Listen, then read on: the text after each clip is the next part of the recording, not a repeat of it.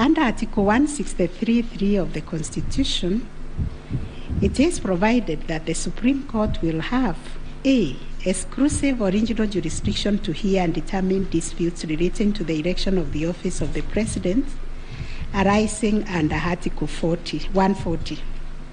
And Article 140 provides, I quote, a person may file a petition in the Supreme Court to challenge the election of the President-elect within 7 days after the date of the declaration of the results of the presidential election.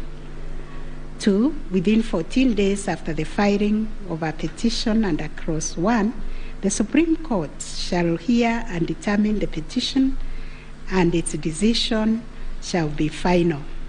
If the Supreme Court determines the election of the President-elect to be invalid, a fresh election shall be held within 60 days after the determination.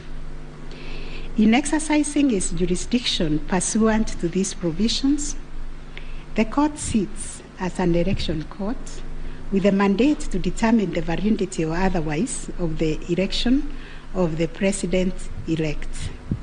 It is clear to us that the jurisdiction of the court is quite circumscribed in terms of the orders or reliefs it can grant following the hearing and determination of the election petition under Article 140 of the Constitution.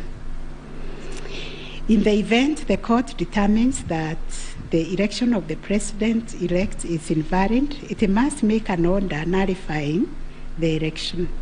Consequently, it has also to make an order directing IEBC to hold a fresh election within 60 days after the determination.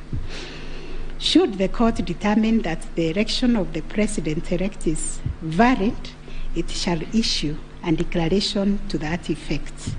The court has then, as a matter of course, to make an order dismissing the petition with or without cost, as the case may be. In the strict sense, therefore, these are the only orders that the court may make under the Constitution.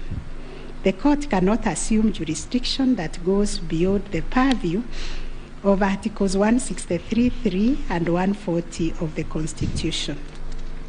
However, nothing stops the court from issuing orders or reliefs by way of recommendations. Indeed, since 2013, this court has issued many recommendations arising from the determination of 3 petitions challenging the election of the President-elect. The recommendations are meant to improve our electoral landscape and hence aid in the development of our democracy.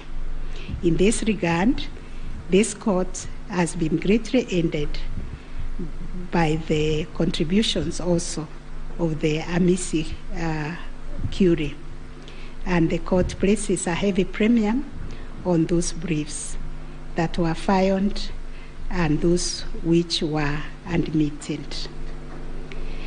The final orders made by the courts.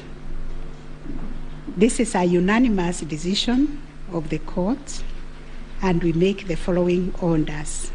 1, the presidential election petition number E005 of 2022 as consolidated with the presidential election petition numbers E001, 2, 3, 4, 7, and 8 of 2022 are hereby dismissed. As a consequence, we declare the election of the first respondent as President-elect to be valid under Article 143 of the Constitution. This being a matter cutting across the public interest, we order that each party do bear their own costs. It is so ordered. And finally, the court has asked me to also acknowledge, although we'll do it in the long draft, the enormous contribution made by counsel in these proceedings